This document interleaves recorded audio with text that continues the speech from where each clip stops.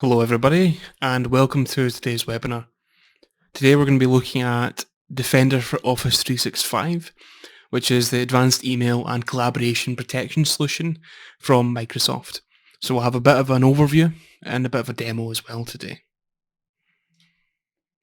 So let's start off first with a bit of an agenda. We'll start off with a bit of an overview of what Defender for Office 365 is and an overview of its features. And then we'll hop into what the bulk of the webinar will be about, which is a bit of a technical demo to give you a high-level overview and demonstration of some of the configuration, the setup, and what the features do. So let's now have a bit of an overview of what Defender for Office 365 is. Defender for Office 365 helps protect organizations by providing them with advanced email and collaboration protection, on top of what's already available with Exchange Online. Defender for Office 365 ensures that things like malicious links and files can't take root in the organisation and compromise customers. Additionally, it provides advanced phishing protection to ensure that our users are protected from phishing, but also the ability to provide them with simulations and training to ensure they don't fall victim to it in the future. It also provides our administrators with the tools that they need to investigate potential threats and remediate them quickly and effectively. So let's have a look at a bit more of a deeper view into the features, but also the licensing and how they compare to each other and with the default protections in Exchange Online. Defender for Office 365 builds on the protections with Exchange Online, which is Exchange Online Protection. With Exchange Online, you can see how it provides protection for more basic volume attacks. Exchange Online Protection provides us with policies and protection for malware, spam, phishing, and bulk email, as well as protections for spoofing and impersonation attempts. Defender for Office 365 Plan 1 is where we get introduced to the more advanced features to protect our users. So with safe links and safe attachments, we can check to see if links and files are potentially malicious by launching them in a sandbox environment to examine the behavior. This is known as detonation, and while it might sound complex, in reality it's something that happens in seconds and doesn't really provide that much of a detriment to end user experience. We also get advanced phishing protection, so that provides us with the ability to tune our anti-phishing using machine learning algorithms and specifying users and domains that we want to protect from impersonation attempts. Additionally, we also get real-time detections. This is a tool that provides us with the ability to further investigate email threats and take defensive action on them. Real-time detections becomes Threat Explorer in Plan 2, and it adds a few more sections and a bit more data for you. So really with Plan 1, when compared to the default protection in Exchange Online, it's intended to provide protection for new and advanced threats. So threats that are new, zero-day malware for Exchange Online, for our collaboration as well. This is compared to Exchange Online protection, which is more focused on the more well-known and volume-based attacks. When we move on to Defender for Office 365 Plan 2, this provides us with additional tools to provide post-breach investigations, hunting, and response actions as well, alongside features that allow us to automatically investigate and remediate threats, and the ability to launch attack simulations to train our users to better recognize potential phishing attempts. We also get more data to work with and more investigative tools. You have Threat Explorer here, which is real-time detections, and it becomes Threat Explorer, and you have more tools to investigate, more things to look at, and you can investigate more than just malware and phishing emails. You can investigate normal emails that you might think are malicious as well, which we'll show in detail in the portal. But it also allows us to create queries that we can track and look at later, and also have a dedicated campaign view to see when our organisation is the victim or target of a dedicated attack campaign. So with that, bit of a quick overview really, we'll now hop into a demo. So we'll provide some high-level overview of some of the features and how they're set up and how they're used. While we won't go into every specific detail, we'll provide an overview of the main functionality and how you can set that up and how you can use it with your customers. The kind of stuff that you need to be concerned with immediately and the kind of main features. So with that, we'll hop into the demo now and continue the webinar there. So this is where all the administration and configuration for Defender for Office 365 will take place, but also for other Microsoft security products, such as Defender for Endpoint, so you can have a unified portal for administration. So what we'll start off with is looking at some of the policies and configurations that we can set up to start with. And we do that under policies and rules here, and then threat policies. Now you can see there's a few things here, such as the policies for what we would expect, anti-phishing, also the EOP things, such as anti-spam, anti-malware. But what we'll start off with is some of these templated policies here, because what Defender for Office 365 provides you with is some preset security policies. So this is where you can enable both the default protection that is included with Exchange Online Protection, but also configure alongside that settings that are included only with Defender for Office 365. So you can see we have two presets here. There's a standard protection and there's a strict protection. All we're really doing here is we're making our environment either more tight, more strict, or just from a standard protection point of view. So you can see here, balanced actions, balanced handling of bulk content, whereas with strict protection, it's more aggressive and it has tighter controls. And what we can do is we can click here and manage and actually assign this to users. So you can see here how it has the configuration and assigning for both EOP protections, but also Defender for Office 365 protections. And all I would need to do is put in a user who I want in this case to have standard protection, go through and then confirm that.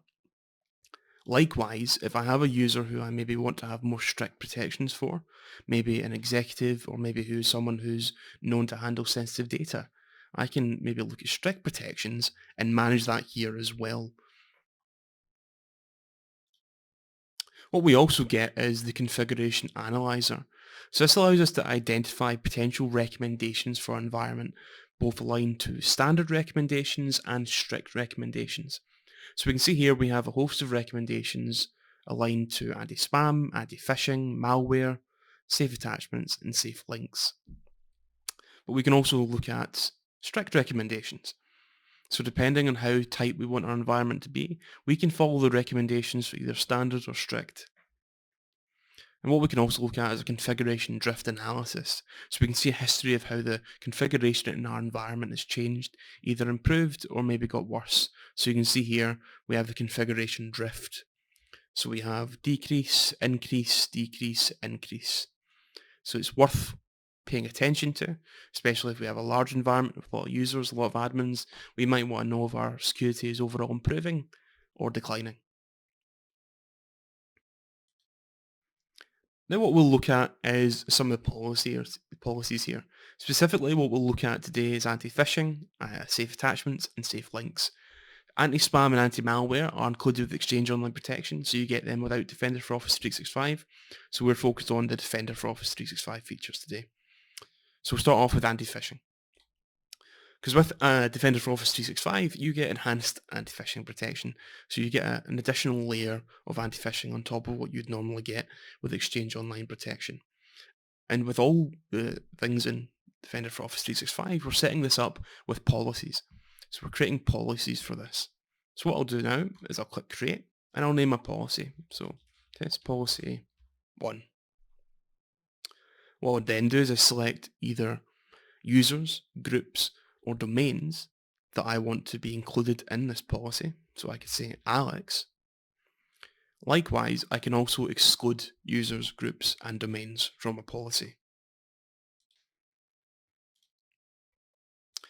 Now what we get here is the kind of configuration for this phishing policy, the kind of advanced elements we get here. Because the first thing we get here is this phishing email threshold. Now this is where, with Defender for Office 365, we're able to control the sensitivity of the machine learning models to determine the phishing verdict. So we can either increase the aggressiveness, the sensitivity, so we can go up aggressive, more aggressive, most aggressive, And what this is going to do is it's going to treat potential phishing emails much more harshly.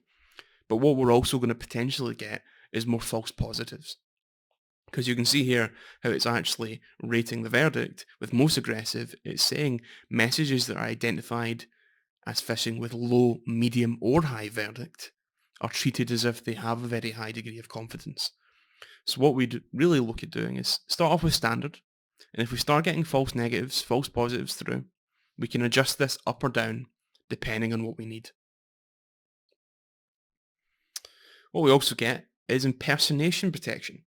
Now, what this will do is it will protect users from being impersonated. So this is where the sender or the sender's domain looks similar to the real sender or domain, such as maybe adding special characters to the domain or a combination of the user's name with an entirely different email address.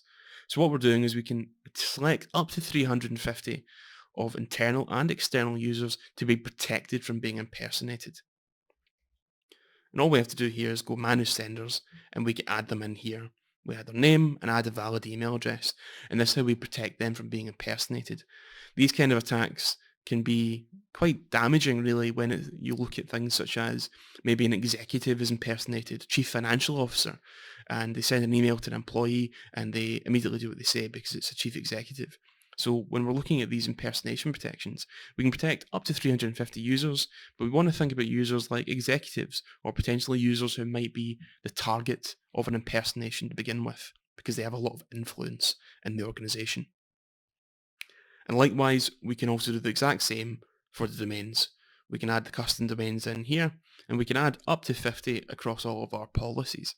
And again, when we're adding these domains in here for impersonation protection, that'll be things for like, if we have Contoso as our domain, maybe the O in Contoso has a special character. Things like that to try and trick our users that they might not notice immediately, but with Defender for Office 365 that can be picked up pretty much straight away. We can add in our trusted senders and domains. So if we have any domains or senders that we know are definitely safe and we don't want them to be flagged as impersonation, we can add them in here. Next, we can enable mailbox intelligence. Now, mailbox intelligence is essentially artificial intelligence that will analyze a user's email patterns to see who they're regularly communicating with. This allows Defender for Office 365 to better distinguish between legitimate and impersonated senders. And what we can even do is we can enable protection based on that intelligence. So using an individual user's sender map, who they're regularly communicating with, it can actually identify impersonation attempts of who they're communicating with based on that. And then we get spoof intelligence, which is just when our domains are being spoofed, we can enable spoof intelligence. But we also have a deny allow block list because there are some legitimate uses of spoofing a domain, such as marketing communications.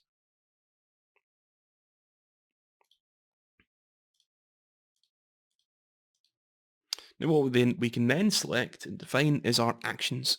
What actions are we going to take on phishing when it's detected?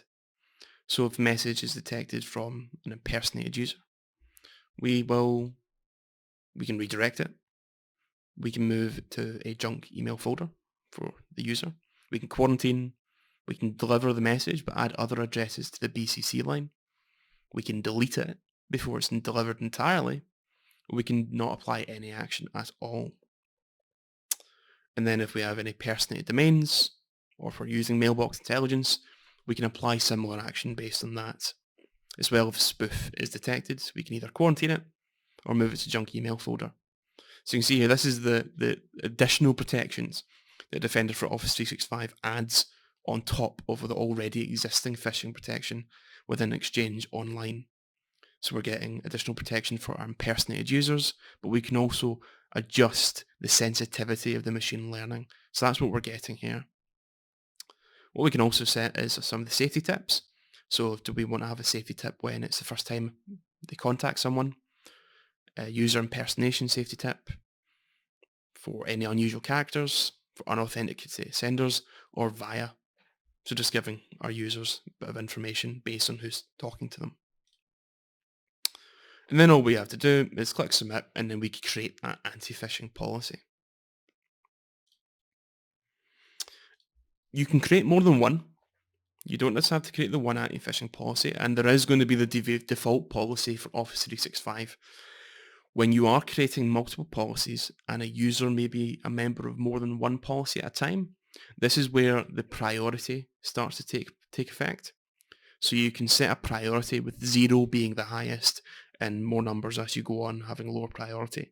All that really means is if one user is a member of 2 policies, the policy with the highest priority will take effect.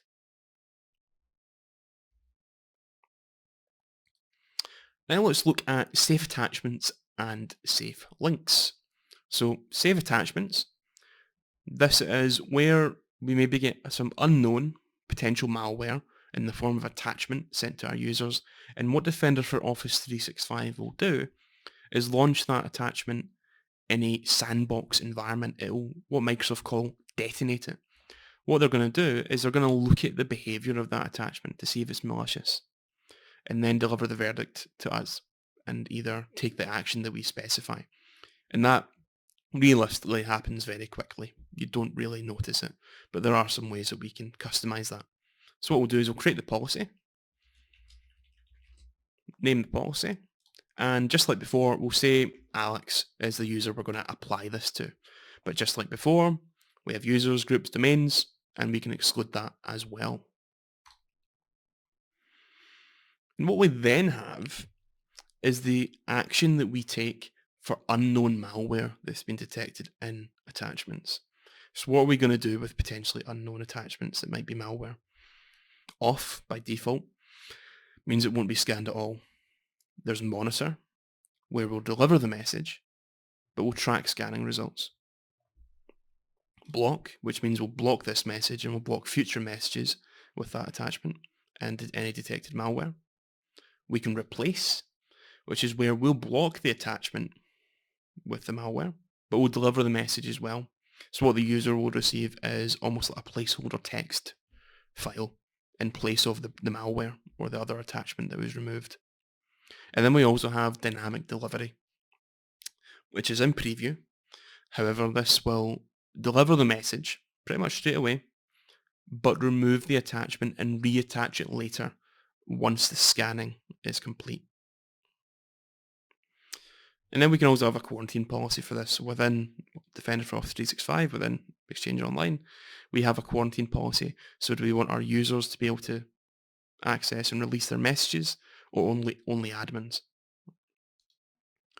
We can redirect the messages, so any detected attachments can be redirected. So we enable redirection. We put an email address in here. This could be, for instance, a security operations email or any other security staff, or just an email in general, of which any messages that are blocked, monitored, or their attachments been replaced will be sent to that email address. And now this is recommended if you enable this other option down here, which is to apply the safe attachments detection response if scanning can't complete. So as an example, if we have it that is block, if for whatever reason the attachment can't be scanned, it will be blocked anyway. So that's why we might want to have some redirection enabled there. And all we do is then go review, and then we create this message. And we get a warning here. So you can see here, because I disabled that, it's going to warn us that we should enable the redirect setting when we're applying any response, such as applying the safe attachment detection response if scanning can't complete. With safe attachments, what we also get is some global settings here that will apply globally. And this is mainly just to enable that protection in SharePoint, OneDrive, and Teams. So we can protect files in those applications. We can enable safe attachment protection for SharePoint, OneDrive, and Teams, and that's enabled by default. What we also get here is a feature we can enable called Safe Documents. Now this is only if you have M365 E5 or E5 Security. Now what this will essentially do is it will use Safe Documents, also Defender, Application Guard for Office, and open potentially malicious files in protected view. which means the user can still view the document, but it's in an isolated containerized manner, so it can't potentially affect our users. Now, with that, we can also allow people to click through that protected view and access the document anyway, even if it's been identified as malicious. Next up, we'll look at safe links. So very similar to safe attachments, what it's doing is it's preventing our users from following and going to email links that are malicious. So what it's going to do is, again, it's going to look at that link and it's going to determine if it's malicious or not, and then prevent our users from accessing it if we so choose. So what we can do, again, we can create a policy. We'll name this policy. We'll say Alex again, who's who we're going to apply this policy to, and we get our protection settings. So what's the action for potentially unknown malicious URLs and messages? We'll say on, which means SafeLink is going to check a list of known malicious links whenever a user clicks a link in email. And this will rewrite those links in our users' emails before they're delivered, which means potentially we can block them entirely. We can enable that same protection for malicious URLs in Microsoft Teams. So essentially all we're doing with safe links is that if a link is malicious, we've already rewritten that URL and we can block our user going through to it. We can apply real-time URL scanning for suspicious links that point to files and suspicious links. And we can also wait for that URL scanning to complete before delivering the message. So essentially what we can do here is that instead of whenever the user clicks on the link, we can actually just wait entirely for that scanning to complete before delivering the message. That means there might be a bit of a delay when our users get our messages, by the tune of maybe a couple of seconds, but we're just checking before we deliver it. We can apply these safe links protection to emails within the organization. We can opt to not track user clicks. So whenever a user does click on a link, we will be able to view that in our reporting, and we will be able to look at that in real-time detections and Explorer, which is something we'll look at in a moment. We can prevent our users from clicking through to the original URL. We can display our organizational branding on the notification and warning pages. And we can choose and opt not to rewrite the URLs and simply to checks through the SafeLinks API.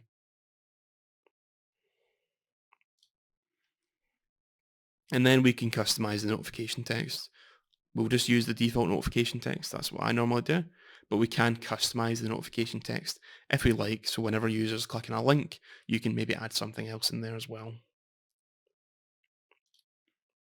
And just like Safe Attachments, there are some global settings. Mainly this is to list URLs that will be blocked immediately. We can use safe links in Office 365 apps. That supports desktop, mobile, and web apps. We can choose to not track when users click links in Office 365 apps. And we can prevent users from clicking through to the original URL in Office 365 apps. Now I'll actually show you what this looks like. So what I've got, if I go to my email over here, is I've got an email I've sent myself already. So I've got this email here and I've got some links. So what SafeLinks is essentially doing is it rewriting these URLs. So for instance, if I click on this link here, Contoso, which is malicious, what it'll actually do is it'll take me to a page and it'll tell me that it's blocked. So this website has been classified as malicious. We recommend that you don't open this website. Now, this is because I'm allowing users to click through. I've set it in my settings that they can. I can click continue anyway. However, if I click continue anyway, it will be tracked. I will be able to view as the administrator that in some reporting, which we'll look at later.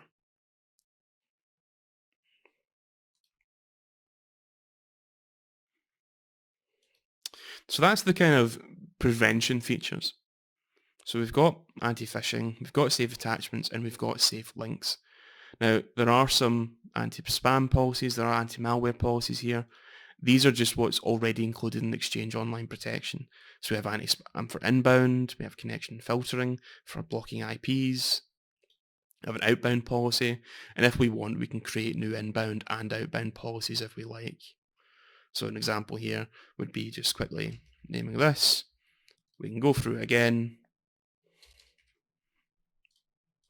and we can see we have some additional settings here. Now this is already included in Exchange Online Protection, so such as the bulk email threshold, increasing the spam score, such as image links, links to .biz.info, marking spam, such as empty messages, backscatter, those kind of things. We also have an allow block list, and we can take specific actions, again, such as on spam, high confidence spam, phishing. It's already included in Exchange Online Protection. This isn't Defender for Office 365, but the point being is that with these threat policies, with the Defender portal, you can configure them all in the same place anyway. So you don't have to go to multiple portals to Exchange or to the security portal. You can configure everything here. What we also get is a few other things, such as DKIM, different filtering. Again, this isn't really security as much as just Exchange Online. Okay. What we'll look at next is Explorer. Now, Explorer is an analytics tool. It's an investigative tool that allows us to run queries and look at emails and investigate emails. Now, Explorer is named two different things depending on your licensing. If you have Exchange Online Plan 1, with Plan 1 that's included in Business Premium, Explorer will be called Real-Time Detections. If it's Plan 2, it will be called Explorer. Now, what's the difference? The difference being Explorer has a lot more data to work with. So I can have a view of all emails here, and I can investigate all my emails. So essentially what Explorer is, it's a tool to get some analytics and to do some investigative work. So for instance, I have an email here, awesome deals. I can click on that and I can do some investigative work. I can look at some email details, so I can see some threats were detected here. It was blocked. The email details for the sender, URLs found, attachments, everything. I can even take some message actions on that. So if I go here, I can move it to the junk folder, I can move it to deleted items, hard delete, I can trigger an investigation, I can investigate the sender. So this is another part of Defender for Office 365, which is our automated investigations, which we'll look at later. But we can actually trigger automated investigations just by looking at an email and thinking, I think something suspicious there, I want to investigate it. But we can also report it as clean, phishing, malware, and spam. Now, the difference between real-time detections, which is in Plan 1, and Explorer, which is in Plan 2, is with real-time detections, you don't get the all-email view, you only get a view of detected malware, detected phishing, and campaigns and the rest. Additionally, with Explorer, what you also get is some things like here, so you get top targeted users, top malware families, because really it's just giving us details about our email environment in a real-time view so we can investigate what's happening. So if I go back to all email as an example, I can see, for instance, URL clicks. So I can see what URLs have been clicked on, which is these malicious ones here. I can filter that by the URL domain, the click verdict. So I can see here, quite a lot of the clicks, they've been blocked. I can filter by the URL again, the URL domain and path as well. I can look at top URLs, so I can again see the top URLs that are being featured in my email environment. So in which case we have the spamlink.contoso.com, and 4 have been blocked, 1 have been put to the junk email folder. So maybe I want to know a bit more detail about that. This is what this tool allows me to do. So I can click into that and get some more information. So I can see the emails it's being included in, the number of clicks and who's clicked on them. So I can see a few users here have actually clicked through or attempted to click through to these malicious links. Some details about the domain itself, so the domain name, when it's created, when it expires, and its organizations, it's Microsoft, it's a demo environment, it's register, etc. So if I say I want to look at all the emails that feature this malicious link, I can go view all emails. And that will take me to a filtered view of Explorer that will show me these emails.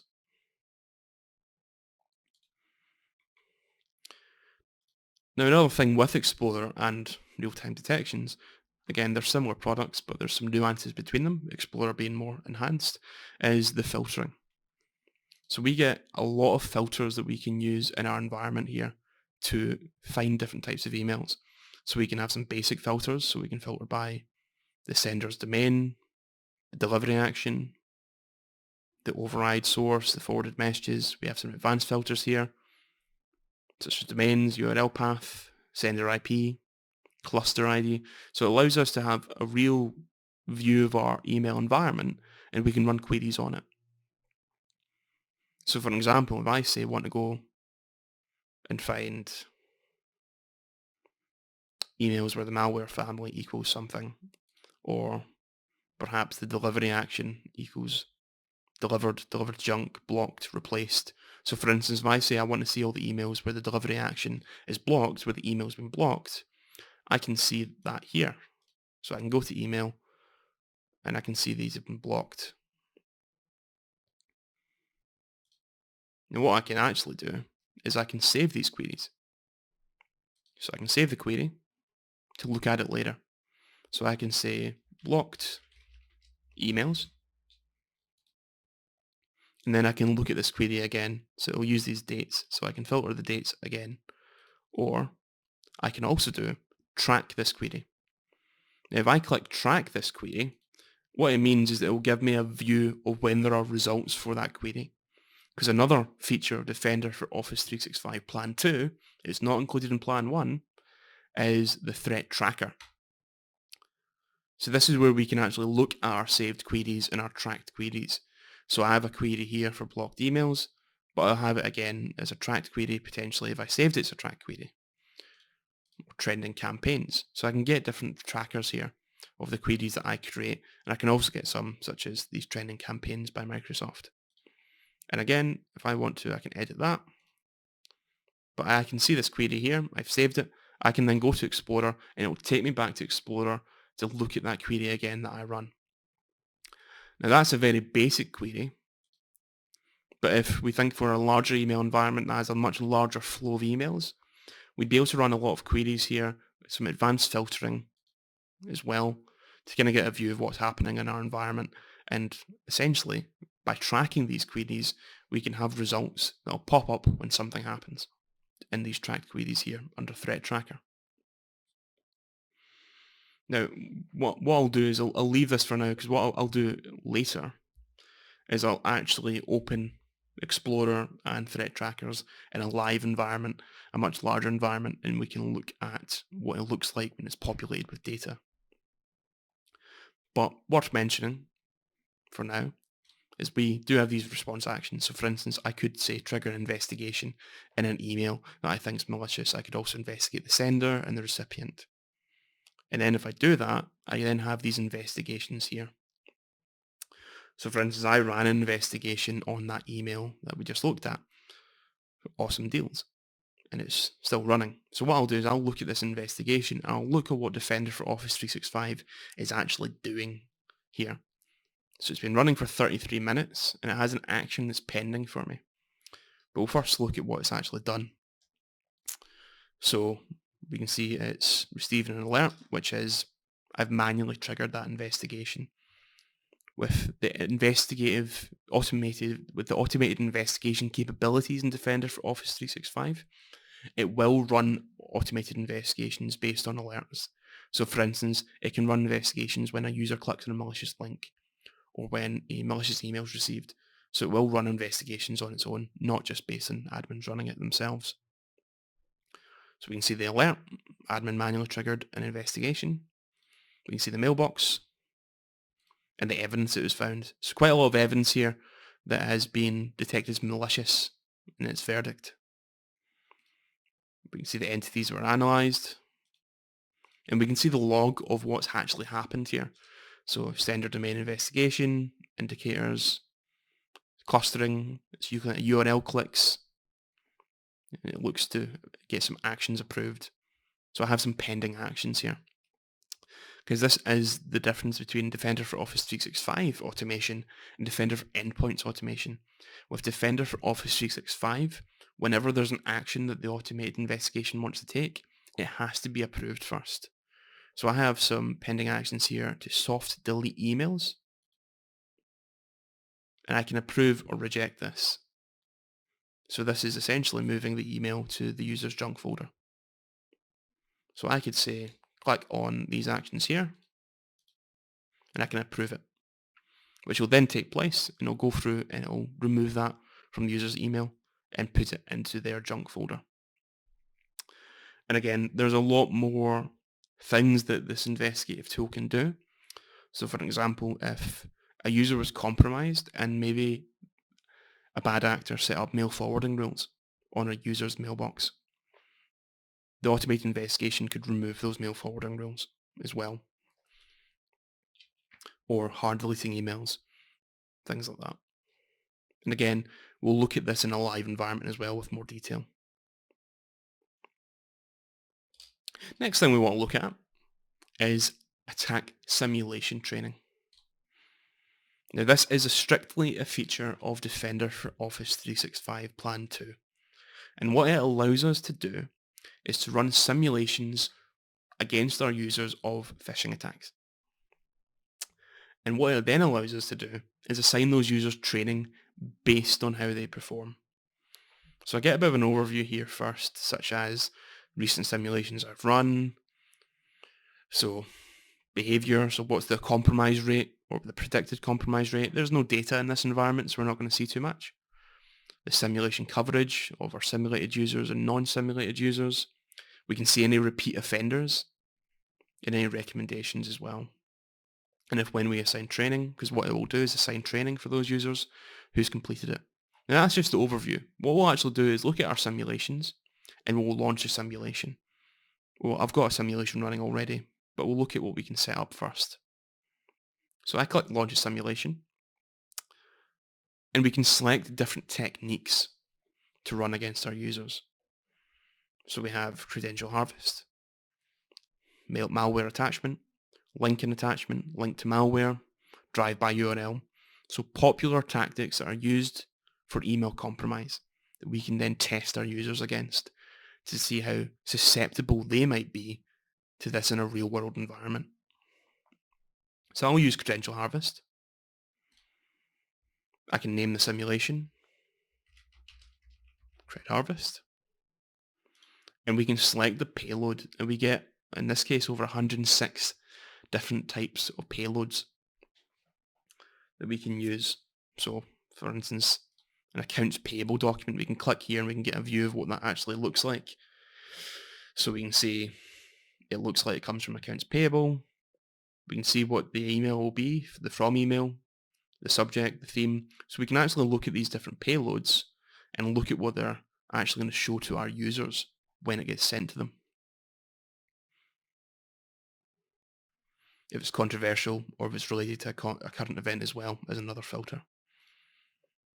And we can even see the predicted compromise rate as a percentage. So for instance, the American Express password reset being the highest compromise rate of 45%. So again, we might want to think, do we want to start running some difficult simulations against our users that they might fall for? And we can filter this view as well. So the complexity, we can see high, the source, it's English, and different tags as well, such as item received, invoices, fax, expenses, different providers, so the brands, so American Express, Microsoft, Facebook, the industry, and if it's related to a current event. So we could filter that and maybe see if there's anything there, in which case there isn't.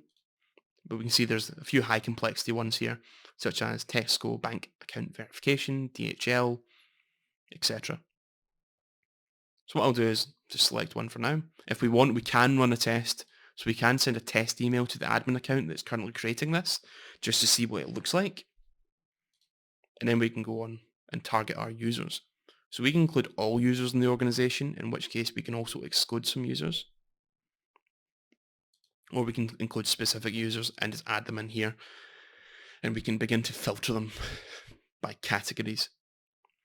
So for instance, we can look at targeting users that are repeat offenders or users that haven't been targeted by a simulation in the last 3 months, or different tags such as priority accounts, different cities, countries, etc. So we can target users based on different properties, different attributes of them. So we'll just say all users for now. Now once you do that, it's all well and good targeting our users and running simulations against them. We'll want to train them if they fail. So this is where we can assign training. Now there is training that Microsoft will assign on their own. There's training modules that Microsoft will assign for users to better prepare themselves against potential phishing in the future. We could select them ourselves if we like, but I'll just assign the training for myself. But there is the Microsoft training experience, but you could instead redirect a custom URL if you have another training provider, or no training at all. And what we can then say is, when is this training going to be due? It can be 30 days, 15 days, or 7 days after the simulation ends. So there will be a landing page for that training. We can use the default from Microsoft, or we can create our own or use a custom URL.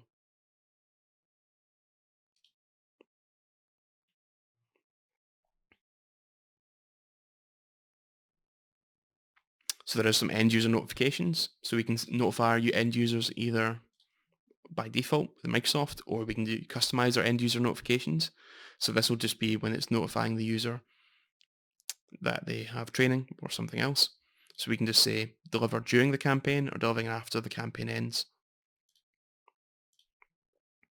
And then we put our launch details in here, so we can launch it as soon as we're done here, or we can schedule it for later.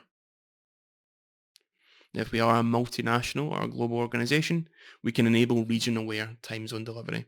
So we're not just going to be sending them at 3 in the morning.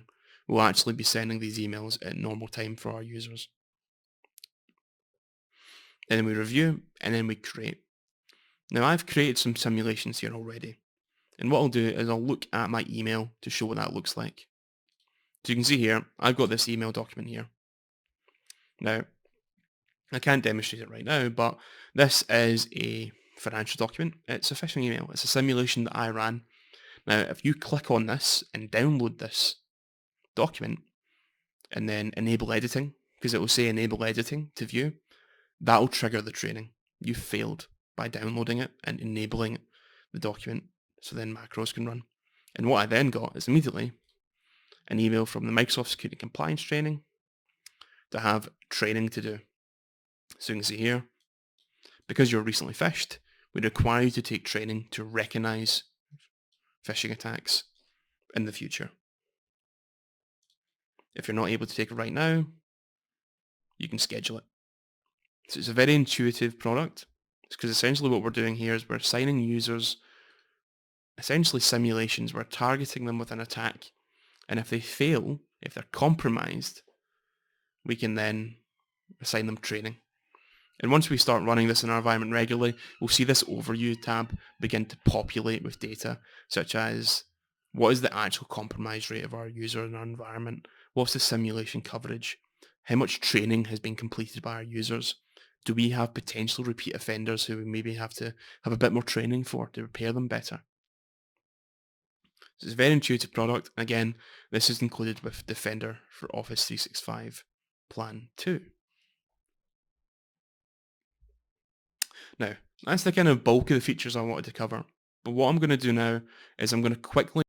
Okay, so what I've quickly done now is I've hopped into a different environment just to demonstrate what Defender for Office 365 will look like in a much more populated environment with a much more data, much more emails, so more reflective of the real world. So the first thing you can look at is there's incidents and alerts. So again, Microsoft 365 Defender portal, but Defender for Office 365 will surface alerts for you to view and investigate. So we will see things here such as, for instance, potentially malicious URL link was clicked, or unusual volume of file deletion.